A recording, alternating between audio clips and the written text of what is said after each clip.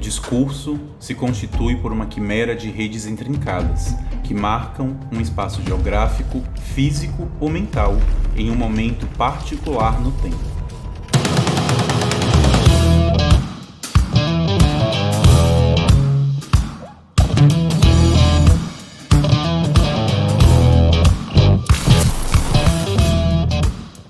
O discurso, antes de ser aquilo que dizemos ou o modo de falar as coisas, está muito mais em tudo aquilo que não pronunciamos, nos nossos gestos, atitudes, modos de nos relacionarmos e vivermos em um espaço localizado.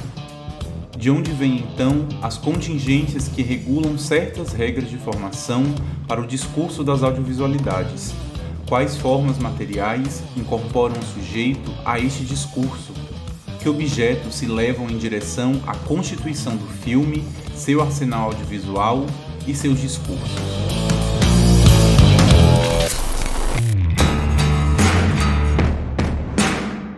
Os contornos dessa teorização têm um objetivo único: esboçar as regras de formação, nas quais o personagem se torna sujeito no interior de audiovisualidades, que, em seu desdobramento, contará sempre a nossa própria história. Essa forma de encarar os discursos das audiovisualidades vem primeiro dos direcionamentos de Foucault, acerca de domínios históricos de longa duração. Segundo, vem também de histórias de curta duração, de micro-histórias. Foucault se ampara em uma história nova, que coloca no centro das descontinuidades os limites e as séries, evocando sujeitos vulgares, comuns do dia a dia, como peças fundamentais da escrita da história.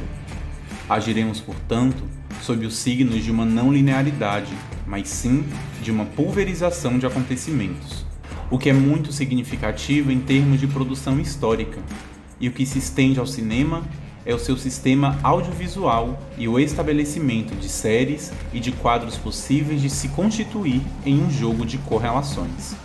Pensar a delimitação de uma série, estabelecendo seus quadros, concerne aos artefatos da história que se ligam aos procedimentos de imagem, dando vida às audiovisualidades na produção cinematográfica. Em 1976, François de La Bretèque percorre um caminho que considera o cinema uma tessitura em que se enredam uma memória histórica e sua intervenção na memória física, chegando a falar de uma arqueologia das memórias no cinema, o que se remonta à Arqueologia do Saber, de Michel Foucault. A primeira publicação de Foucault sobre o cinema é em uma entrevista concedida a Paul Bonitzer e Serge Toubiana.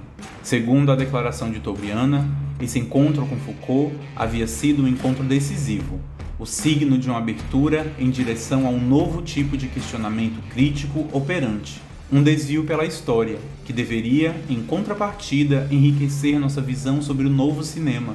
Foucault colaborou, portanto, enormemente com uma virada histórica no cinema.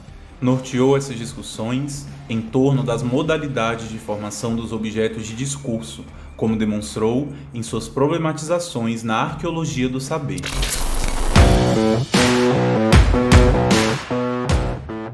Na Arqueologia do Saber, Foucault postula como seguir a identificação, a verificação, a investigação e a fundação da configuração de discursos possíveis em nossa época, definindo um sistema de descrição para a formação dos discursos, que começa com a observação de seu regime de materialidade. A materialidade das audiovisualidades começa então com a organização do material fílmico por meio da observação dos cálculos em termos de som, imagem, luminosidade, enquadramento, ângulo, movimento de câmera, disposição dos corpos no quadro, ou seja, o gerenciamento do arcabouço audiovisual em um espaço fílmico. Esse grupo de funções trata da descrição de materialidades e das diversas substâncias audiovisuais que podem ser observadas na análise. Isso demonstra como o discurso e suas formas de enunciação precisam ter, ao mesmo tempo, uma substância e um suporte. O nível da descrição é um dos meios pelos quais podemos intervir no discurso. Essa etapa, portanto, introduz um método possível para se entender os fatos de enunciação, que vão se levantar dessa gramaticalidade fílmica e de sua aparente lógica sobre as formas de ver e ouvir um filme e suas audiovisualidades. O modo de um sujeito ser mostrado sob as audiovisualidades, na perspectiva de um movimento de câmera, da posição espacial que ele ocupa dentro de um quadro, do ângulo que lhe é atribuído em relação ao cenário e outros personagens, são alguns tipos de grades de especificação que nos auxiliam, seja para separar as sequências, associá-las, reagrupá-las e até mesmo opô-las. A morfologia para a audiovisualidade consiste, primeiro, na investigação de materialidades que se repetem, visando o estabelecimento de um corpus em um espaço de repetição, para depois proceder à segmentação e à organização de sequências fílmicas para a formação de um corpus. Essa seriação seria associada a outras, seja para confirmá-las ou contrapô-las. O fim é chegar à regularidade de unidades materiais fílmicas que organizam os procedimentos de discurso de um filme.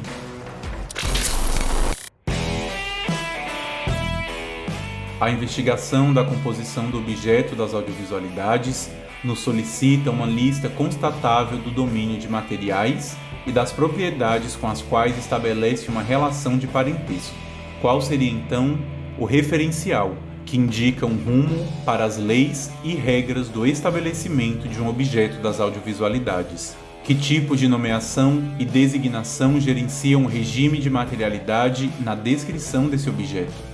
A demarcação dessa superfície não é dada pelo analista, mas é o objeto mesmo que mostra de onde ela surge. Ou seja, depois de definir aquilo de que se fala, é preciso nomeá-lo. Então, agrupa-se fortemente o corpo ao mundo das imagens e ao mundo sonoro. O corpo é imagem, é descrito, analisado, convertido e modificado nas pinturas, na fotografia, no vídeo e no cinema.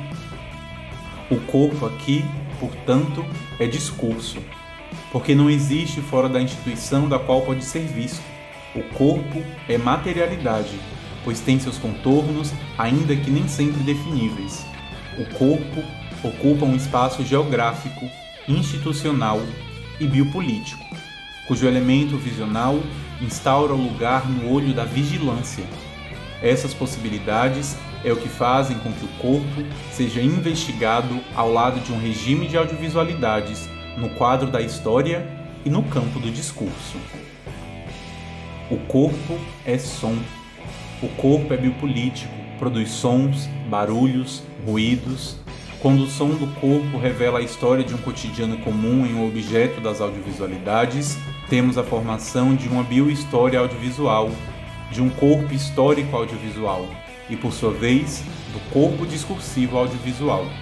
Esse conjunto de intrincamentos caracteriza o modo de enunciação do discurso das audiovisualidades por meio de longo e forçoso trabalho em recuperar as memórias do que já fora dito pelo nosso próprio corpo na inter-relação com o corpo de outros sujeitos e com o corpo social nas audiovisualidades.